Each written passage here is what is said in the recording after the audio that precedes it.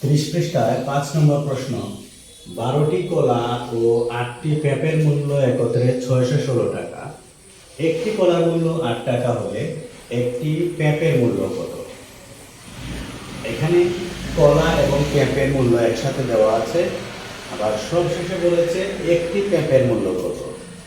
তো আমরা এখান থেকে পেঁপের মূল্য বের করব, তাহলে বাদ দিয়ে দেবো আমরা কলার মূল্য। কলা কয়টি আছে? 12টি কলা।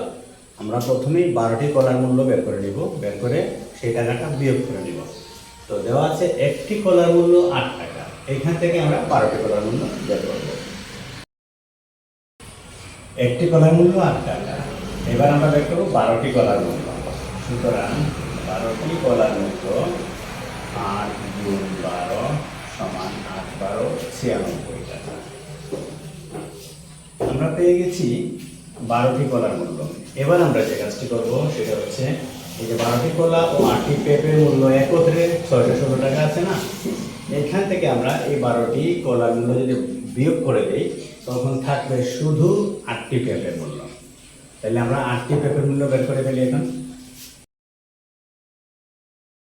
তাহলে 8টি পেঁপের মূল্য সমান 616 বিয়োগ 96। এই 616 টাকা হচ্ছে 8টি পেঁপে এবং 12টি কলা একত্রে। এখান থেকে আমরা 12টি কলার মূল্য যখন বিয়োগ করে দিব, তখন থাকবে শুধু 8টি পেঁপের মূল্য। তাহলে দেখি কত হয় 8টি পেঁপের মূল্য। 6 থেকে 6 বিয়োগ করলে 0, 1 থেকে 9 বিয়োগ হয়, এখান থেকে 11, 11 থেকে 9 বিয়োগ করলে 2, এখানে রইল 5। আমরা পেয়ে গেলাম 8টি পেঁপের মূল্য 520 টাকা। কিন্তু আমাদের দরকার কি? একটি পেঁপের মূল্য। তাহলে এবার 8টি পেঁপের মূল্য থেকে আমরা একটি পেঁপের মূল্য যদি বের করতে চাই, তাহলে এই 520কে আমরা 8 দিয়ে ভাগ করব। তাহলে এবার লিখে ফেলি। সুতরাং একটি পেঁপের মূল্য সমান, এই 8টি পেঁপের মূল্যকে আমরা 8 দিয়ে ভাগ করে নিলে একটি পেঁপের মূল্য পেয়ে যাবো। ভাগের কাজটা এইদিকে করি, 8 দিয়া 520কে আমরা যদি ভাগ করি,